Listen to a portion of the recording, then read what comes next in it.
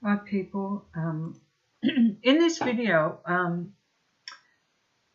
the title of this video, The Mark of the Beast, is in relation to a program from the BBC that I'm going to provide a link for you below in my comments.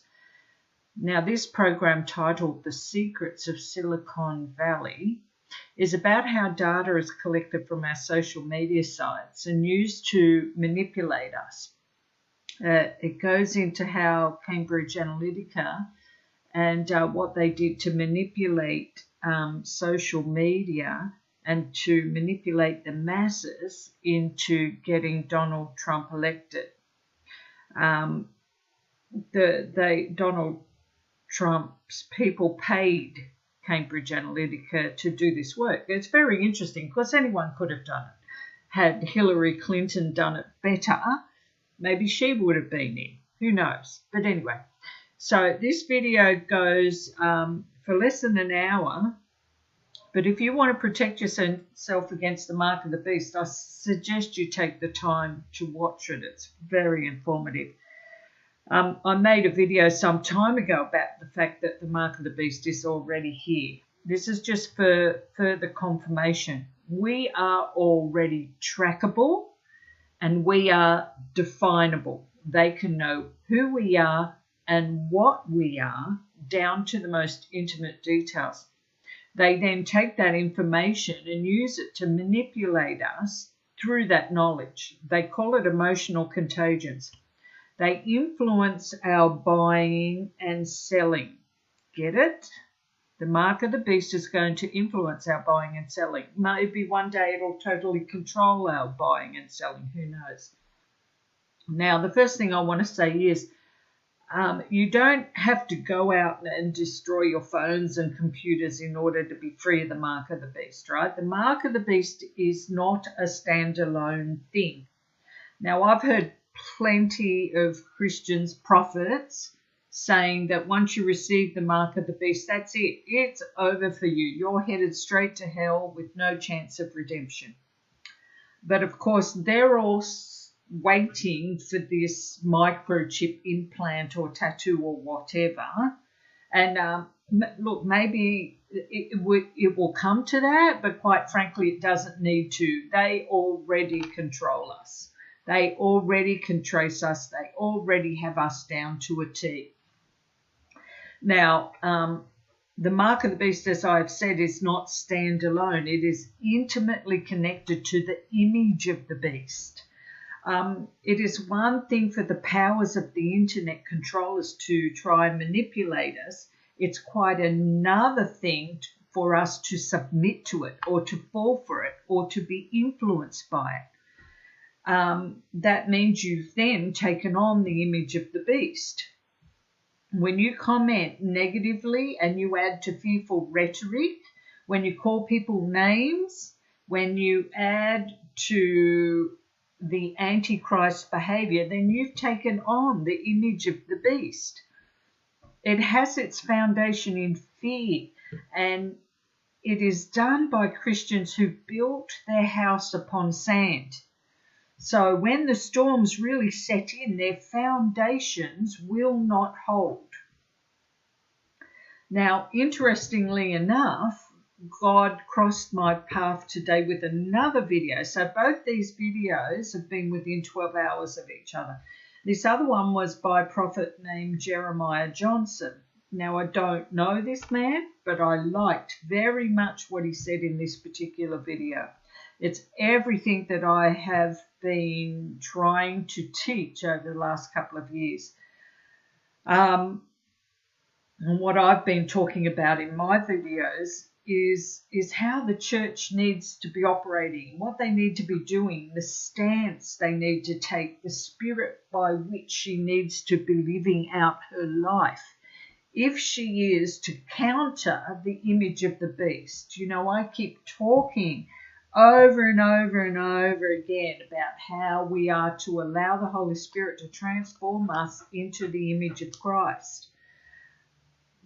Obviously, the opposite is the image of the beast. So we are to come from faith and not from fear. Now, I've mentioned that in previous videos that I believe that God had been asking me to write a book on holiness. Now, I battled with this for some time, and I've written, the basis of it is written down. The reason why I had this battle is because I know that I'm not known, and neither am I walking fully in what I want to talk about in the book. So why would God ask me to write a book, even though I really felt strongly that he confirmed it? Why would he ask me to write a book on that subject when no one would really read it? And then, funnily enough, right after I did first start to write it, another book crossed my path called Glory Carriers by Jennifer Evas, which was pretty much the same message. I feel like I'm going more deeply into it, but it doesn't matter. It's the same message, covering the same topics. But now on top of that, this prophet Jeremiah Johnson in this video has written a book on holiness as well, called The Power of Consecration. And of course, these people are well known, and they have a base where people will buy their book. Sometimes I think that, you know, if you're a prophet and you're really connecting into the right place, you're going to be hearing the same thing. So I feel like God is sending this message out for people to write about holiness, and especially those that have a concept of it, because I believe that the church doesn't really understand the concept of holiness. But so what I've decided to do is to just continue to do the videos, but I can recommend these two books to you. I've read Glory Carriers, but The Power of Consecration doesn't come out. That's Jeremiah Johnson's book, doesn't come out till August 20th. I've pre-ordered it, so I haven't read it, but I'm sure it's going to be good. Interestingly enough, I've already done a video on the importance of consecration and how even Jesus had to do this. So it's under the title, if you want to look at that video, I called it Jesus Shows the Bride the Way Part 1. And it has a picture on the video of water baptism. So I talk in that whole video is about consecration and even why Jesus had to do it. So I'll share a link to Jeremiah's video. Look, it does go for 2 hours, but trust me, it's worth it if you can find the time. There is prayer and activation starting around the 1 hour mark. But if you haven't listened to the teaching, then you probably won't understand the prayer part. He does talk a lot about the baby boomers and what God is going to do through them. So, and I'm definitely into that, being a baby boomer myself, and still waiting for my destiny to come. There's 2 things he wrote. Where are they? 2 comments he made. What did I wrote them? I wrote them down somewhere, and now I can't find them. What were they? Can I remember them? One was if you want destiny.